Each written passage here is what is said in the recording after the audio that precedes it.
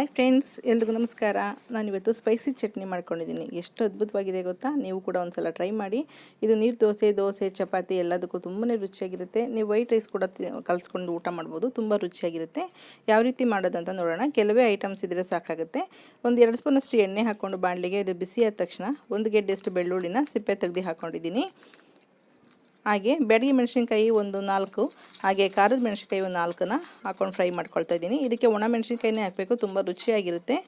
ನಿಮಗೆ ತುಂಬ ಕಲರ್ ಬೇಕು ಅನ್ನೋದಾದರೆ ನೀವು ಬ್ಯಾಡಗಿ ಮೆಣಸಿನ್ಕಾಯಿನೇ ಉಪಯೋಗಿಸ್ಕೋಬೋದು ಜಾಸ್ತಿ ಪ್ರಮಾಣದಲ್ಲಿ. ನಾನಿಲ್ಲಿ 2 ಮೀಡಿಯಮ್ ಸೈಜ್ ಈರುಳ್ಳಿನ ಕಟ್ ಮಾಡಿ ಹಾಕ್ಕೊಂಡಿದ್ದೀನಿ. ಎಣ್ಣೆನಲ್ಲಿ ಎಲ್ಲನೂ ಫ್ರೈ ಮಾಡ್ಕೋಬೇಕಾಗುತ್ತೆ. ಟೊಮೊಟೊ ಕೂಡ 2 ತೊಗೊಂಡಿದ್ದೀನಿ. ನಿಮಗೆ ಜಾಸ್ತಿ ಪ್ರಮಾಣದಲ್ಲಿ ಬೇಕಾದರೆ ಜಾಸ್ತಿ ಕೂಡ ಉಪಯೋಗಿಸ್ಕೊಳ್ಬೋದು. ಇದು 6ರಿಂದ 7 ಜನಕ್ಕೆ ಆಗಷ್ಟು ಚಟ್ನಿ ರೆಡಿಯಾಗುತ್ತೆ. ಕೆಲವೇ ಐಟಮ್ಸ್ ಸ್ವಲ್ಪ ಪ್ರಮಾಣದಲ್ಲಿ ಬಳಸಿದ್ರು ಕೂಡ. ಹಾಗೆ ಟೊಮೊಟೊ ಜೊತೆಗೆ 1-2 ಬೀಜದಷ್ಟು ಹುಣಸೆಹಣ್ಣು ಕೂಡ ತೊಗೊಂಡು ಉಪಯೋಗಿಸ್ಕೊಳ್ತಾ ಇದ್ದೀನಿ. ಹಾಗೆ ಧನಿಯಾ ಕಾಳು, ಇದು ತುಂಬಾ ಒಳ್ಳೆ ಟೇಸ್ಟ್ ಕೊಡುತ್ತೆ. ಬೇಕಾದರೆ ಉಪಯೋಗಿಸಿ. 1 ಸ್ಪೂನಷ್ಟು ಅಷ್ಟೇ ತೊಗೊಳ್ಳಿ ಧನಿಯಾ ಕಾಳು. ಕೊನೆಯಲ್ಲಿ ಹಾಕ್ಕೊಂಡ್ರು ಸಾಕು, ಅದು ಬೆಚ್ಚಗಾದ್ರೂ ಸಾಕು. ಫ್ಲೇವರ್ ತುಂಬಾ ಅದ್ಭುತವಾಗಿರುತ್ತೆ. ಹಾಗೆ ಸ್ವಲ್ಪ ಬೆಲ್ಲ ಕೂಡ ಹಾಕ್ಕೊಳ್ತಾ ಇದ್ದೀನಿ. ಹಾಗೆ ರುಚಿಗೆ ತಕ್ಕಷ್ಟು ಉಪ್ಪು ಕೂಡ ಹಾಕ್ಕೊಂಡಿದ್ದೀನಿ. ಎಲ್ಲನೂ ಫ್ರೈ ಆದಮೇಲೆ ಸ್ವಲ್ಪ ತಣ್ಣಗಾಗೋದಕ್ಕೆ ಬಿಡಿ. ತಣ್ಣಗಾದ್ಮೇಲೆ ನೀರೇನು ಹಾಕೋದು ಬೇಡ, ಹಾಗೆ ರುಬ್ಕೊಳ್ಳೋಣ. ಟೊಮೊಟೊ ಹಣ್ಣಲ್ಲಿ ಸ್ವಲ್ಪ ತೇವಾಂಶ ಇರೋದ್ರಿಂದ ನುಣ್ಣಗೆ ಇದನ್ನು ಪೇಸ್ಟ್ ಮಾಡ್ಕೊಳ್ಬೋದು. ಈಗ ಮತ್ತೆ ಒಂದು ಒಗ್ಗರಣೆ ಮಾಡ್ಕೊಳ್ಳೋಣ. ಅದೇ ಬಾಣಲಿಗೆ 1 ಸ್ಪೂನಷ್ಟು ಎಣ್ಣೆ ಹಾಕ್ಕೊಂಡಿದ್ದೀನಿ. ಎಣ್ಣೆ ಬಿಸಿ ಆದ ತಕ್ಷಣ ಸಾಸಿವೆ ಹಾಕ್ಕೊಳ್ಳೋಣ. 1/4 ಸ್ಪೂನಷ್ಟು ಸಾಸಿವೆ ಸಾಕಾಗುತ್ತೆ. ಸಾಸಿವೆ ಸ್ವಲ್ಪ ಚಟಪಟ ಆದಮೇಲೆ ಉದ್ದಿನಬೇಳೆ ಒಂದು ಅರ್ಧ ಸ್ಪೂನಷ್ಟು ಹಾಕ್ಕೊಳ್ಳೋಣ. ನೀವು ಬ್ಯಾಡಗಿ ಮೆಣಸಿನ್ಕಾಯಿ ಕೂಡ ಒಂದನ್ನು ಒಗ್ಗರಣೆಗೆ ಹಾಕ್ಕೊಳ್ಬೋದು. ನಾನು ಮೆಣಸಿನ್ಕಾಯಿ ಜಾಸ್ತಿನೇ ಬಳಸಿರೋದ್ರಿಂದ ಒಗ್ಗರಣೆಗೆ ಮೆಣಸಿನ್ಕಾಯಿನ ಹಾಕ್ತಾಯಿಲ್ಲ. ಉದ್ದಿನಬೇಳೆ ಸ್ವಲ್ಪ ಕಲರ್ ಚೇಂಜ್ ಆದ ತಕ್ಷಣ ಸ್ವಲ್ಪ ಹಿಂಗಿನ ಪೌಡ್ರ್ ಹಾಕ್ಕೊಳ್ಳೋಣ. ಹಾಗೆ ಸ್ವಲ್ಪ ಕರಿಬೇವು. ಈ ಒಗ್ಗರಣೆ ಕೂಡ ತುಂಬ ರುಚಿಯಾಗಿರುತ್ತೆ. ನೀವು ಕೊಬ್ಬರಿ ಎಣ್ಣೆ ಬಳಸಿ ಮಾಡಿದ್ರೆ ಇನ್ನೂ ರುಚಿಯಾಗಿರುತ್ತೆ. ನೋಡಿ, ಬೇಕಾದರೆ ಕೊಬ್ಬರಿ ಎಣ್ಣೆ ಕೂಡ ಉಪಯೋಗಿಸ್ಕೊಳ್ಬೋದು.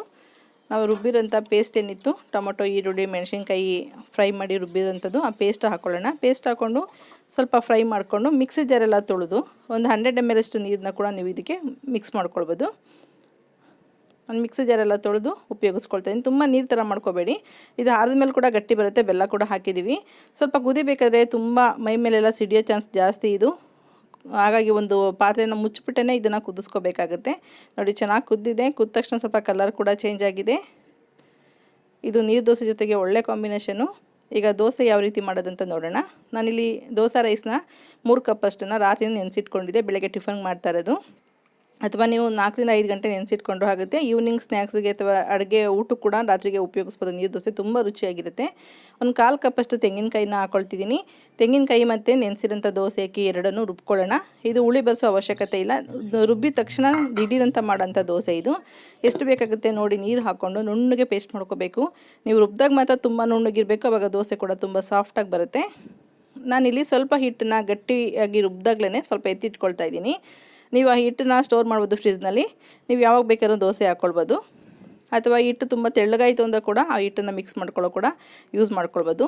ಈಗ ಮಿಕ್ಸಿ ಜಾರೆಲ್ಲ ತೊಳೆದು ಅದನ್ನು ನೀರು ದೋಸೆ ಅದಕ್ಕೆ ನೀರು ಮಿಕ್ಸ್ ಮಾಡ್ಕೊಳ್ತಾ ಇದ್ದೀನಿ. ಇದಕ್ಕೆ ಎಷ್ಟು ಬೇಕಾಗುತ್ತೋ ನೋಡಿಕೊಂಡು ಉಪ್ಪನ್ನ ಮಿಕ್ಸ್ ಮಾಡ್ಕೊಳ್ಳಿ.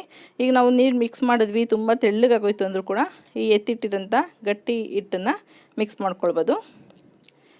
ಹಿಟ್ಟು ಈ ಥರ ರೆಡಿ ಮಾಡಿ ಇಟ್ಕೊಂಡು ಕೂಡ ನೀವು ಸಂಜೆ ಸ್ನ್ಯಾಕ್ಸು ಕೂಡ ಉಪಯೋಗಿಸ್ಬೋದು. ಮಕ್ಕಳು ಬಂದಾಗ ದಿಢೀರಂತ ಏನೂ ಇಲ್ಲ ಅಂದರೂ ಕೂಡ ಈ ದೋಸೆ ಹಾಕ್ಕೊಡ್ಬೋದು. ತುಂಬ ರುಚಿಯಾಗಿರುತ್ತೆ, ಬೇಗ ಕೂಡ ಆಗುತ್ತೆ.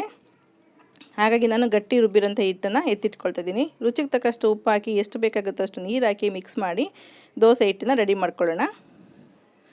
ಈಗ ದೋಸೆ ಹಾಕೋಣ. ದೋಸೆ ಹೆಂಚು ಚೆನ್ನಾಗಿ ಬಿಸಿಯಾಗಿರ್ಬೇಕು. ಇದಕ್ಕೆ ಬಿಸಿ ಆದಮೇಲೆ ಒಂದು ಅರ್ಧ ಸ್ಪೂನಷ್ಟು ಎಣ್ಣೆ ಹಾಕ್ಕೊಂಡು ಜಸ್ಟ್ ಈ ರೀತಿ ಅಷ್ಟೇ ದೋಸೆನ ಚೆಲ್ದಂಗೆ ಹಾಕಬೇಕು. ನೀರು ಥರ ಮಾಡಿಕೊಂಡ್ರೆ ಈ ರೀತಿ ಸೌಟಲ್ಲಿ ಹಾಕೋದಕ್ಕೆ ಈಸಿ ಆಗುತ್ತೆ. ಇದನ್ನು ಒಂದೇ ಸೈಡ್ ಫ್ರೈ ಮಾಡ್ಕೋಬೇಕು. ಆದಷ್ಟು ಮುಚ್ಚಿ ಫ್ರೈ ಮಾಡಿ, ತುಂಬ ಸಾಫ್ಟಾಗಿರುತ್ತೆ ದೋಸೆ. ನೀವು ತೆಂಗಿನಕಾಯಿ ಬೇಡ ಅಂದರೆ ತೆಂಗಿನಕಾಯಿ ಹಾಕ್ದೇ ಬರೀ ಅಕ್ಕಿನೇ ಚೆನ್ನಾಗಿ ನುಣ್ಣಗೆ ರುಬ್ಬಿ ಕೂಡ ಈ ದೋಸೆ ಮಾಡ್ಕೊಳ್ಬೋದು. ನೋಡಿ, ಎಷ್ಟು ತೆಳ್ಳಗಿದೆ. ಒಂದೇ ಸೈಡ್ ಫ್ರೈ ಮಾಡಬೇಕು ಇದನ್ನು. ಇದಕ್ಕೆ ಕೊಬ್ಬರಿ ಎಣ್ಣೆ ಹಾಕಿ ಫ್ರೈ ಮಾಡಿದ್ರು ಕೂಡ ತುಂಬ ರುಚಿಯಾಗಿರುತ್ತೆ ದೋಸೆ. ನಾನಿಲ್ಲಿ ಅಡುಗೆಗೆ ಬಳಸೋಂಥ ಎಣ್ಣೆನೇ ಉಪಯೋಗಿಸ್ಕೊಂಡಿದ್ದೀನಿ. ಎಣ್ಣೆ ಹಾಕ್ತೆ ಕೂಡ ಮಾಡ್ಬೋದು ಫ್ರೆಂಡ್ಸ್. ನಾನ್ ಸ್ಟಿಕ್ಕಲ್ಲಿ ಮಾಡೋದ್ರಿಂದ ಎಣ್ಣೆ ಹಾಕಲೇಬೇಕನ್ನೋ ಅವಶ್ಯಕತೆ ಇರೋದಿಲ್ಲ. ಎಣ್ಣೆ ಹಾಕ್ತೆ ಕೂಡ ಮಾಡ್ಬೋದು. ನಿಮಗೆ ಯಾವ ರೀತಿ ಬೇಕಾಗುತ್ತೆ ನೋಡಿಕೊಂಡು ನೀವು ದೋಸೆನ ಮಾಡ್ಕೊಳ್ಬೋದು. ಈ ಚಟ್ನಿ ಜೊತೆ ಅಂತೂ ದೋಸೆಯಲ್ಲಿ ಹುಳಿ ಏನೂ ಇರೋದಿಲ್ಲ, ಹುಳಿ ಬರ್ಸಿರಲ್ಲ ನಾವು. ಹಾಗಾಗಿ ಈ ದೋಸೆಗೆ ಬೆಲ್ಲದ ಜೊತೆ ಜೋನಿ ಬೆಲ್ಲದ ಜೊತೆ ತಿನ್ನೋಕ್ಕೂ ದೋಸೆ ತುಂಬ ರುಚಿಯಾಗಿರುತ್ತೆ. ಅಥವಾ ಈ ಥರ ಖಾರ ಇರೋಂಥ ಚಟ್ನಿಗಳ ಜೊತೆ ತಿನ್ನೋದಕ್ಕೂ ದೋಸೆ ತುಂಬ ರುಚಿಯಾಗಿರುತ್ತೆ. ನಾನಿಲ್ಲಿ ಕೆಂಪು ಚಟ್ನಿ ಮಾಡಿದ್ದೀನಲ್ಲ, ಟೊಮೊಟೊ ಈರುಳ್ಳಿ ಚಟ್ನಿ, ಅದ್ರ ಜೊತೆಗೆ ತುಂಬ ಒಳ್ಳೆ ಕಾಂಬಿನೇಷನು. ನೀವು ಕೂಡ ಒಂದು ಸಲ ಟ್ರೈ ಮಾಡಿ ನೋಡಿ. ದೋಸೆ ಮತ್ತು ಈ ಚಟ್ನಿನ ಒಂದು ಸಲ ಟ್ರೈ ಮಾಡಿ. ನಿಮ್ಮ ಅಭಿಪ್ರಾಯ ಅನಿಸಿಕೆಗಳನ್ನ ಕಮೆಂಟ್ ಬಾಕ್ಸಲ್ಲಿ ಹಾಕಿ. Okay, bye, thank you.